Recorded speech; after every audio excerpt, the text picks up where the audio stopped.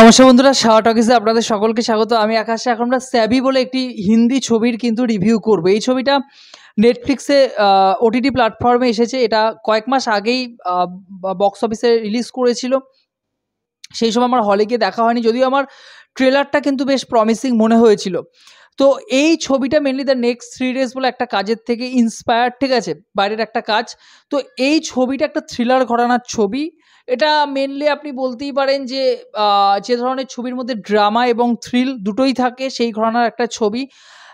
এই ছবিটা আমার কেমন লাগলো, এক কথায় বললে এই ছবিটা মোটামুটি একটা কাজ হয়েছে। আমার এক্সপেকটেশন অনেক বেশি ছিল। ছবিটা যদি কয়েকটা জায়গা ভালো করা যেত, কয়েকটা ডিপার্টমেন্ট যদি ভালো হতো, তাহলে কিন্তু ছবিটা একটা খুব ভালো কাজ আমরা পেতাম। লাইক বাদলার মতো একটা কাজ কিন্তু আমরা পেতে পারতাম, কিন্তু সেরকম কাজ কিন্তু হয়নি। তবে অবভিয়াসলি সিনেমাটা কিন্তু ওয়ান টাইম ওয়াচ। এই ছবিতে আমরা দিব্যা খোসলা কুমার, বাস্তবিক অর্থে ভূষণ কুমারের স্ত্রী তিনি, তো তাকে আমরা দেখতে পেয়েছি।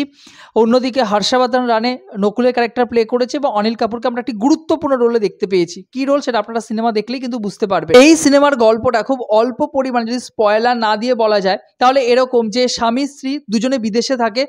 হর্ষবর্ধন রানে যে ক্যারেক্টারটা কিন্তু বাস্তবিক অর্থে নকুল, এবং দিব্যা খোসলা কুমার যে স্যাবি ক্যারেক্টারটা তিনি প্লে করছেন তার স্ত্রীর ভূমিকায়, হঠাৎ করে একদিন তাদের পরিবার খুব আনন্দে খুশিতে কাটে। হঠাৎ করে তার পরিবারে নকুলকে অ্যারেস্ট করে নেয় পুলিশ, যে তারই কলিগ বা বলা যেতে পারে তারই বসকে সে খুন করেছে। বাস্তবেই কি নকুল খুন করেছে, নাকি তাকে ফাঁসিয়ে দেওয়া হচ্ছে, কে ফাঁসাচ্ছে, এবং তার স্ত্রী এখানে কি ভূমিকা পালন করবে, তাকে কি জেল থেকে ছাড়িয়ে আনতে পারবে, যদি না ছাড়িয়ে আনতে পারে সে সেকেন্ড পদক্ষেপ কি নেবে, এবং অনিল কাপুরের কি ভূমিকা রয়েছে গোটা পরিবারের মধ্যে, সেটা জানতে গেলে আপনাদের নেটফ্লিক্স থেকে অবভিয়াসলি স্যাবি ছবিটা দেখতে হবে।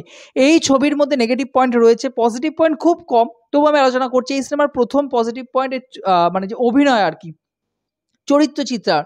এখানে আমি দিব্যা খোসলা কুমার মানে ভূষণ কুমারের স্ত্রীর ক্যারেক্টার, মানে তার চরিত্র আমি প্রথমবার, মানে তার অভিনয় আমি প্রথমবার দেখলাম বড় পর্দায়। তো আমার দুর্দান্ত লেগেছে, তার অভিনয় মারাত্মক লেগেছে, তার এক্সপ্রেশন, তার কথা বলার ভঙ্গিমা, এবং তাকে বলিউডে আরও বেশি পরিমাণে কাজে লাগানো উচিত। আমি দেখলাম সে মেবি প্রডিউসার হিসেবে কাজ করেছেন, তো সিনেমাতে তিনি খুব কম কাজ করেছেন, তাকে কিন্তু আরও বেশি পরিমাণে মুখ্য ভূমিকায় কাজ করানো উচিত। তার লুক দেখতে যতটা না সুন্দর, তো অভিনয় কিন্তু দারুণ করেছে। মানে স্ত্রীর ভূমিকা এত সুন্দরভাবে তিনি পালন করেছেন, জাস্ট অসাধারণ। অনিল কাপুর এই ছবির একটা গুরুত্বপূর্ণ কিন্তু ভূমিকা পালন করে। অনিল কাপুরের ভূমিকা এই সিনেমা অবভিয়াসলি একটা, তাকে বড় চরিত্র দেওয়া হয়েছে। তার চরিত্রটা তিনি যেভাবে প্লে করে, সিনেমার ক্ষেত্রে তার অভিনয় কিন্তু দুর্দান্ত, এবং সিনেমাটাকে কিন্তু খারাপ হতে হতে কোথাও না কোথাও একটা ভালো জায়গায় নিয়ে গেছে। হর্ষবর্ধন রানাকে যেটুকু ক্যারেক্টার দেওয়া হয়েছে খুব ভালো তিনি প্লে করেছেন। অন্যান্য ক্যারেক্টার যাদেরকে আমরা দেখতে পেয়েছি পুলিশ অফিসারের ভূমিকায়, সবাই কিন্তু মোটামুটি বেশ ভালো। এই সিনেমার সেকেন্ড পজিটিভ পয়েন্ট, এই সিনেমার বিজিএম অর্থাৎ ব্যাকগ্রাউন্ড মিউজিক এবং একটা দুটো গান রয়েছে, গানগুলো কিন্তু বেশ শুনতে আরাম লাগছে। এবং এই সিনেমার সিনেমাটোগ্রাফির কাজ খুব ভালো। বাইরে শ্যুট করা হয়েছে বিদেশে, তো সেখানে লোকেশন এবং যেরকম জায়গায় শ্যুট করা হয়েছে প্রত্যেকটা ডিপার্টমেন্ট কিন্তু খুব সুন্দর লেগেছে। সিনেমাটোগ্রাফির কাজ কিন্তু খুব ভালো, সিন বাই সিন যেভাবে করা হয়েছে পরপর কেটে কেটে দেখতে কিন্তু ভালো লাগছে। এই সিনেমার দুটো পজিটিভ পয়েন্ট। যদি নেগেটিভ পয়েন্ট বলি, এই সিনেমার প্রথম নেগেটিভ পয়েন্ট এখানে এক্সিকিউশন। আমার কোথাও গিয়ে মনে হচ্ছে থ্রিল যে মুভমেন্টটা, কোথাও গিয়ে ইমোশনটা তারা ধরতে চেয়েছে। অর্থাৎ এখানে নকুল আর স্যাবির মধ্যে, তাদের দুজনের মধ্যে একটা সম্পর্ক রয়েছে। এই সম্পর্কটা, এই যে প্রথম থেকে শুরু হয়েছে সম্পর্কটা, এটা তারা বিদেশে কেন আসলো, এই বিষয়টাকে আরও গভীরভাবে কিন্তু দেখানো উচিত ছিল, ডিপলি। দর্শক কিন্তু তাদের যে বন্ডিং, তাদের যে রোম্যান্স, ওটার সাথে কোনোভাবেই কিন্তু কানেক্ট করতে পারছে না। কোথাও গিয়ে কানেক্ট না করার ফলে গোটা সিনেমাটা যতটাই থ্রিল থাকুক না কেন, সেটা কিন্তু দর্শক কোনোভাবেই ধরতে পারছে না, কানেক্টই করতে পারছে না। সেকেন্ড নেগেটিভ পয়েন্ট এখানে হলো চরিত্রগুলোকে স্পেস দেওয়া হয়েছে। অর্থাৎ এখানে হর্ষবর্ধনকে একটা স্পেস দেওয়া হয়েছে, তার স্ত্রীকে একটা স্পেস দেওয়া হয়েছে। যেটুকু টাইম তাদেরকে দেওয়া হয়েছে, তারা সেই জায়গাটায় খুব একটা ভালোভাবে কিন্তু কাজে লাগানো হয়নি। কোথাও গিয়ে মনে হচ্ছে ডায়লগ বলে কিন্তু তারা বেরিয়ে যাচ্ছে। এর ফলে দর্শক থ্রিল মুভমেন্টগুলো কিন্তু এনজয় করতে পারছে না। দর্শক কিন্তু সিনেমাটাকে অর্ধেক রেখে বেরিয়ে যাবে। First half, third negative point, সিনেমার ফার্স্ট হাফ অত্যন্ত স্লো। সেকেন্ড হাফে গিয়ে সিনেমাটা কিন্তু একটা বড় দিকে একটা পিক নিচ্ছিল। যদি এখানে অনিল কাপুর, আমি আবারও বলছি, একটা গুরুত্বপূর্ণ ভূমিকা প্লে করছেন তিনি, তার চরিত্রটার জন্য সিনেমাটা কিন্তু বেঁচে যায়। একটা পজিটিভ জায়গায় কিন্তু সিনেমাটাকে নিয়ে যেতে পেরেছে, নাহলে কিন্তু সিনেমাটা খুব লো স্ট্যান্ডার্ডের একটা থ্রিলার বলা যেতেই পারে।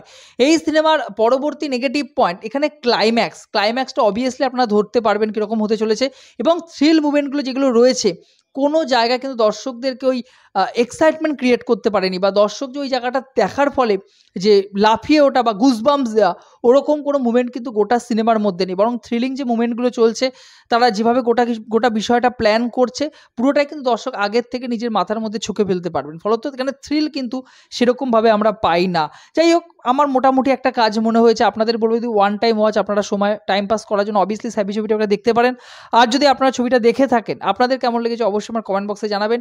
ভিডিওটি ভালো লেগে থাকলে এরকম ইনফরমেটিভ ভিডিও পেতে চ্যানেলটিকে সাবস্ক্রাইব করে পাশে থাকবেন বন্ধুরা। জয় হিন্দ।